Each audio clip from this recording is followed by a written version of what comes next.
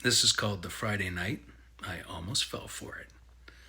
People think my boys are great kids, and for the most part, they are. And they've been through hell and back. They lost their sister at an early age. Their family fell apart, so yeah, I cut them a little more slack than I probably should. One Friday night, my son Zach, he was probably around 17 at the time, he called me up and asked if he could stay over at his buddy Lucas's place for the night. Standard request, so I asked the usual qualifying questions. Are Lucas's parents home? Check. Are you staying there all night? Check. All the answers I wanted to hear. So now here's the thing. Their mom has a place in town, but on the 2 weeks she didn't have the boys, she was off in Europe, which meant there was a vacant house sitting there, and the rule was the boys weren't allowed to go over there when she wasn't in town. And honestly, I often said to myself, if I had access to a vacant house when I was in high school, I would have my buddies there all the time. So I get it, but the rule was still the rule. So we're at my other son's, Sawyer's, hockey game that night, and I noticed the game right after his are kids about Zach's age.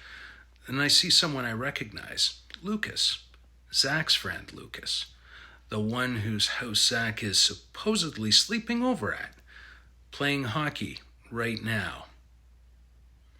So I text Zach, hey, what are you up to? Still planning on staying at Lucas's tonight? Yep, that's still the plan. Game on, I thought. After Sawyer's game, we're leaving the arena and I tell him, we've got a little detour to make on the way home. I drive by their mom's place, and sure enough, all the lights are on. That's strange, I thought. She was in Europe. I told Sawyer to stay in the car. I'd be right back. The front door was unlocked, so I snuck in. And there they were, about 6 of his high school buddies, playing beer pong. One of his friends, Alex, was standing off to the side not playing, so I walked up beside him, real casual, and I said, hey Alex. He looks at me. Hey Chris. Then he does a double take. Hey Zach, look who's here. They all turn around in unison, and Zach just goes, oh, hey Dad. So one of the guys pipes up, well, we can all go over to my place. My parents aren't home. And Zach looks at me and says, hey Dad, can I go? I don't think so.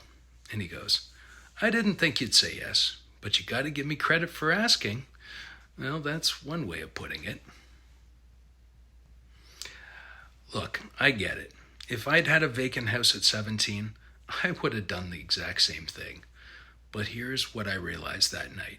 Teens don't test boundaries to see if they can get away with it. They test to see if you're still paying attention. So if your teen is lying, pushing back, testing you, it's not defiance. It's a question. Are you still watching?